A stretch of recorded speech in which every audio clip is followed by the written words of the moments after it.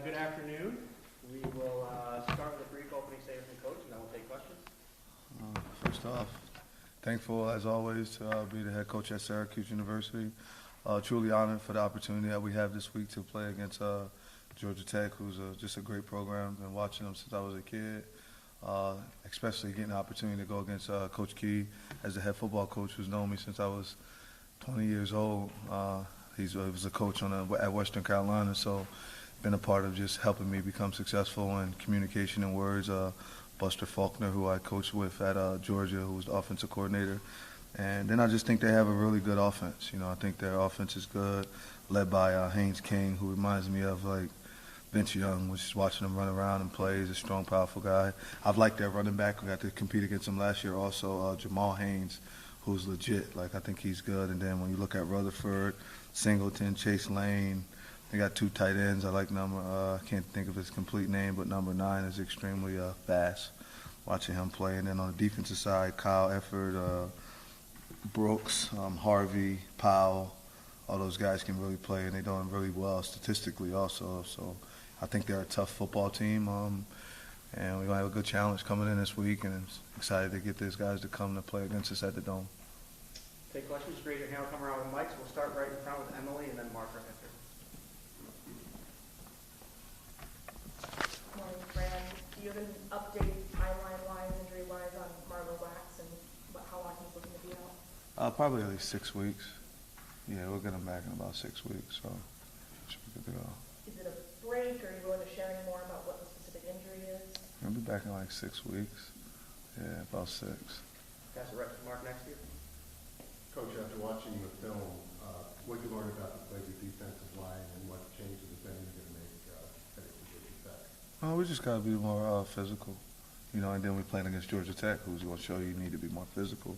They're physical. We just got to be more physical. We ain't going to really change anything, be more physical, and just come up and tackle, you know, take one more step and make tackles. So I think it was just a physicality piece. Just guys, first time getting the goals, a little bit of jitters, but if you go and watch a little bit of the game, we kind of got out of it, get back into it. So I think it's just jitters. If I could just follow up, where do you draw the line or strike the balance between keeping your best players on the field and rotating players in and out? Where do I draw the line of that? Where you can help us win, you know. I mean, I don't think there's a big of a difference sometimes when it comes to a 1 and a 2, unless they're just that type of guy that you know going to play on Sunday. But as long as you can do your job and you're going to do your job the right way and be dark about your job, then you could be in a rotation. But then there's times, I don't know if you saw, like to rotate a lot of guys, like to get guys in. You want to be healthy and you want to last the entire season. We'll go right in front to Chris next. Just pass that mic down. And then State Christian right after, so right there. Right. On the health front, Greg Delane, we saw didn't play, and it looked like Weatherspoon went out late. What's their status for this week, and do you have a timeline on Delane coming back? Lane's hands broke, so you know we have to figure that out. You got to give it a couple weeks before the new X-ray, and then he could be possibly playing next week. And Spoon's fine. Yeah. Christian? Fran, also when we look at this team, obviously a lot of the fans noticed that the red zone defense really buckled down. What did you see in the tape that allowed the red zone defense to be as effective as it was? I mean, it's better to give up 3 than 7. You know, and we always say make them a tent when you get down there. And, you know, it just helps. You know, the field gets twice as wide as it is long. But it was just them, like, understanding, you know, it's red zone. Like, let's go. Let's not allow them to score. You know, when you're back against the wall, sometimes you got to fight. So let's see if you guys are willing to fight when your back's against the wall. Hey, Coach. Obviously a great offensive day on Saturday. What did you just see from Coach Nixon throughout his whole time here, and especially this past week, bringing that crew together and being able to create that firepower? I think Coach Nixon's a leader. He's been a leader for a long time. I work with him in other places where he's led our offense to being a good offense. And I think we got a long way to go. You know, I wouldn't say it was great, you know, unless we have two different thoughts of what great looks like. But I felt like we started slow. So there were some things we want to be able to fix there. And then, you know, we just started slow in both halves, the start of both halves, which we want to be able to come out a little bit different than that. But they gel together well.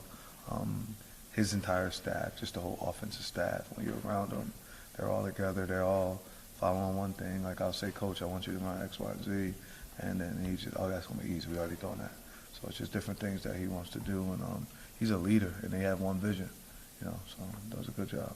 He's a great leader. He's always been. Good husband, good father. He's just a classy dude, you know what I'm saying? Back in the second row. Hey, Coach. Throughout the training, you guys installed GoPro cameras at the top of the quarterback's helmets. What led to the implementation of those cameras in practice? How do you feel that's helped the quarterback unit and your staff? You're allowed to understand and know exactly where he was looking at and what he saw and where he's at. And then you can watch that with him and say, okay, look, right here, why are you standing there? What are you looking at? What's going on? And now you can see it from his lens, so he can actually explain to you when you guys can talk. Because a lot of times, kids can watch the tape and they can tell you something opposite, but now when you're able to sit there and you can look at it from him and say, okay, I understand why you looked at it like that. I understand why you saw it this way. It just helps you get a better vision of what they're telling you. Jesse? Coach, with Marlowe set to miss some time, did you like what you saw from James Hurd and Anwar Sparrow in their time on the field in that second half? They did okay. You can always do better. I mean, they scored, so I'm saying you want to fix that. But they did good. I think Anwar had a few tackles. James Hurd did too. James Hurd caught an interception. So, I mean, they show production.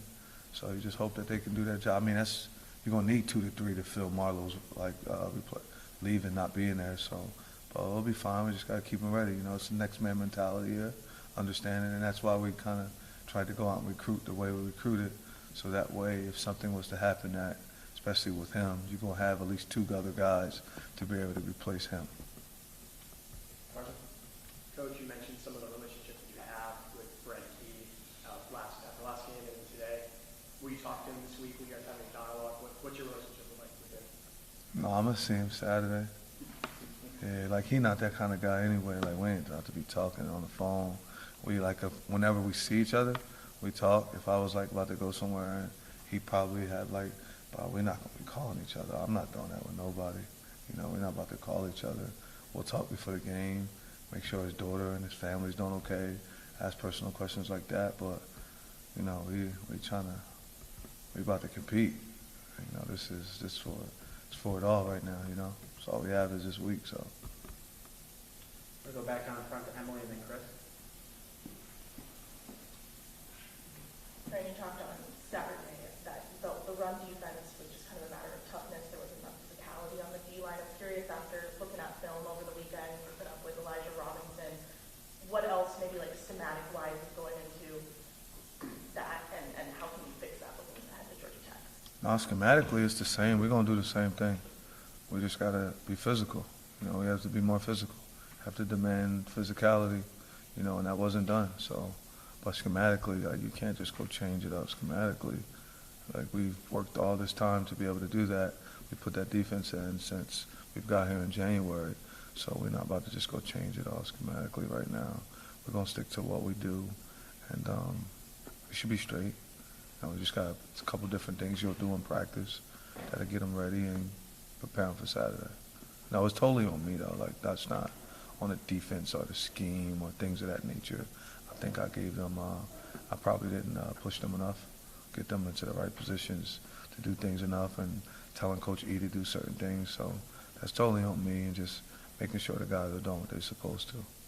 What did the process look for you and your team going over game film for the first time, your actual game film? Yeah, I mean, we gave up too many points. I think we scored a lot on offense, but like I said, we started slow on both sides of the ball.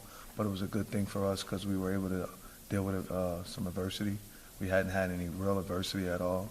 Then that was the first time we were able to have some adversity with it on the line. It meant something, So being able to stand there across from another opponent and lock in and just do your job. So that was a good deal. I was very thankful that the players and the coaches didn't flinch. They just said, okay, let's go. What's next? So it's a good deal. Chris? Fran, what was the recruitment of James Hurd like, and did anyone on staff have a relationship with him, or did you just like what you saw? I watched him play in high school. He played at my high school, and then his father's mom and my father are like second cousins, so like technically he's related to me. But I watched him play in high school, and then our parents, me and his dad's mom and dad, his dad's mom and my dad are actually related. So it's actually my little cousin. I mean, it's my little cousin actually. Yeah. What jumped out about him as like just a player? He can rush the passer. There's a lot that he can do. He adds value at linebacker, but he could also go rush the passer. And he's young. He's only been playing football literally 4 years. He hasn't played a long time. So I think he'll continue to get better. You know, he had so much success in high school, but he didn't get to play Little League football. He just played high school and then moved up. So I think his better football is still ahead of him. You know, he got this year still counts, so he got 4 years to play, you know. Thank you. Frank and then Mark. Fran, what are some things that maybe you give the team a little slack on in game one that you don't expect to see in game two that you expect to be sharper in game two? Yeah, I don't really give no slack or anything. I was upset about the way we tackled. I was upset about the sloppiness, the flags that we had on me as the coach, tackling on me as the coach. I thought we did a good job protecting the football, except for the last play that interception. I think that kid outcompeted us and caught the ball. But there's no slack being cut. What we did wrong was not coached well enough. So like that's 100% on Fran, not even on the players. It's something I allow. Either you allow it, you coach it, or you allow it. So obviously I must have allowed it to happen. So we have to fix that. So Mark and then Justin right next to him. Coach, what was your assessment of how the helmet communications went with both sides of the ball, Kyle and defense? I was straight. They didn't work the stuff out. They were able to communicate with them up to 15 seconds. So it was well. I mean, the guys that we had wearing them are too. They're really good communicators. So it helped a lot. I mean, it was good. Coach, Georgia Tech has run the ball over 30 times in his first 2 games. What's your message to the defense to stop the run against them? You better stop it, or they're gonna keep running. I mean, that's just what Coach Key does too. Like he runs the football, so he's an offensive line coach at heart. So he's gonna try to run the ball. I mean, he's gonna try to come in here and see if they tougher than us. So he's gonna run the ball, stop the run, or they'll keep running it over and over again. So we're just gonna have to stop it. Coach, Kyle talked after the Ohio game just that there was so much preparation heading into that first game of the season. There was a lot of nerves. Now that that game's over, you have a week to prepare for Georgia Tech. What is the team's mentality, what's your mentality, to prepare this week heading into Saturday? We're just focusing on Monday. Honestly, I can't wait to practice. There's some things that I need to do better when it comes to situational things on Monday. But we know how I am. I'm locked in on the day. Like, I'm going to focus on Monday. I'm going to pray tonight, and then I'm going to get ready for Tuesday. But I'm gonna go. It's really about us, though, right? Like, we have to fix the things that we need to fix. Georgia Tech's going to come in here, run the football, take shots down the field when they have an opportunity to do that. Well, we just got to focus on us. So I think if we can look in the mirror and fix up the things that we need to fix up and face them the right way, starting with me, then everything else will be fine, because the kids they're following everything that I asked them to do. So it's kind of on the head football coach to be able to lead the boat the right way. Coach, we saw Kyle was able to get a lot of different receivers involved against Ohio. We saw Trevor have a big game, but is there anyone you're looking for to kind of step up on offense this coming week that you didn't think, as much last? Nah, everybody's seen, that's it. Just whatever you've seen, those guys. I just want them all to do well. And just like, just let Kyle just continue to have fun. Let those guys continue to play. I just think we have a lot of guys on the offensive side of the ball that are doing well, and I just want them all to do well, whoever it may be, as long as they got on that S. They got on the Syracuse S. I could care less who it is. Just want to see them all do that. All right, Emily in front and then Carson in back. Trevor, you talked a little bit about your first conversation with him, but before you had your first conversation, just looking at film of him and stuff like that, considering it was probably limited, what were your first impressions of him and what were you maybe told about what he could do? Well, I didn't have to be told. I recruited him. I had him committed to Temple. So he was committed to me. He came in, ran for me there, worked out for me at Temple, and we offered him, and I had him committed. And then he ended up coming here to Syracuse after that. I went to Rutgers, and he came to Syracuse. He actually decommitted before I even went to Rutgers. But he ended up coming here. They did a good job getting him. So hats off to him. But I already knew who he was. I already kind of watched him and, knew who he was. Carson? Coach, you talked about trying to stop the run, the quarterback run this week. What's the game plan for Haynes King? He's a pretty effective dual threat quarterback. Just try to tackle him. Just hopefully don't just treat us like little kids. So we're just gonna try to tackle him. He's a tough kid. Some of the coaches know him when he was at Texas A&M. I got to coach against him last year.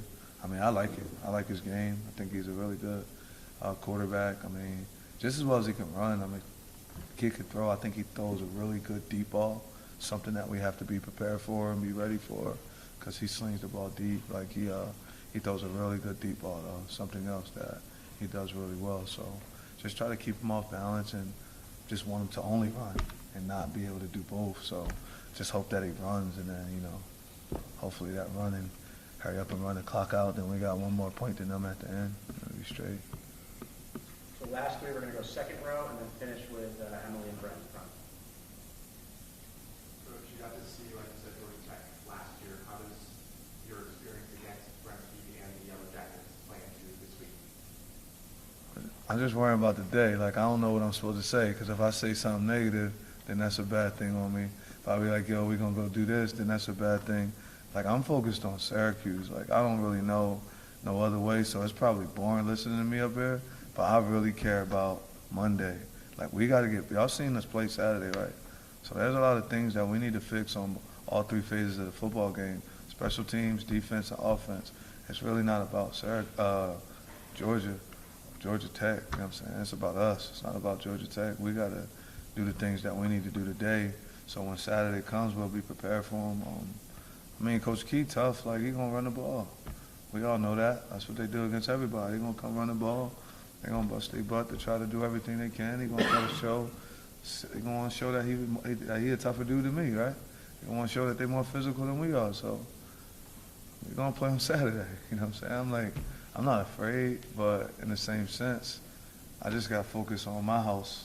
So that way, when it's time for someone else to come in our house, that we get an opportunity to just put our best foot forward, But my hat goes off to Coach Key. I was so excited for him beating Florida State, happy what he did last week. I watched him already start turning that program around within 2 years, and he coached me. So I got nothing but respect for homie, man. He a good dude, always been a solid coach. I'm just focused on us, you know what I'm saying? So they're going to come Saturday, though. You coming to the game? I'll be there, yeah. All right. Last two down in front. What did you see out of the offensive line that impressed you, and what maybe would you like them to work on? Ours? Yeah. They gave Kyle some time, so I was comfortable with that. I thought it could have been a little bit more fight, though, just finishing certain blocks and things of that nature. But they did go well. I seen them communicating. They talked a lot, and I was happy. As I told you guys, the offensive line was one of the biggest improvements on our team, and I feel like they're just a family. They do a lot together. They got their own little family on our football team. But they do a lot together. I'm very thankful for what they've done, but they got to get better. This team that we about to play has a good defense.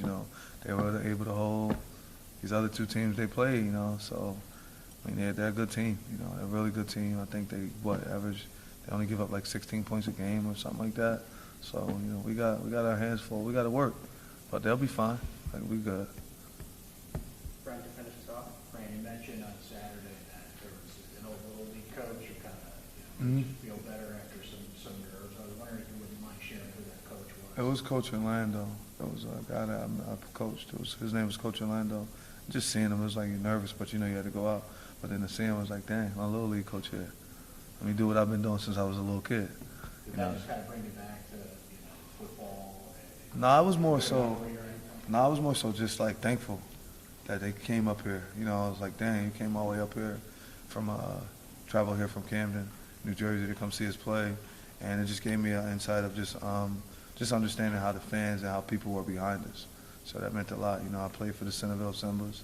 Those guys taught me football, taught me what it was to be tough, taught me what it was to be a man. So having the opportunity of seeing him just gave me the appreciation of, people are supporting. So go out and put your best foot forward. Thanks, everybody. Thanks. Thank you. Appreciate it.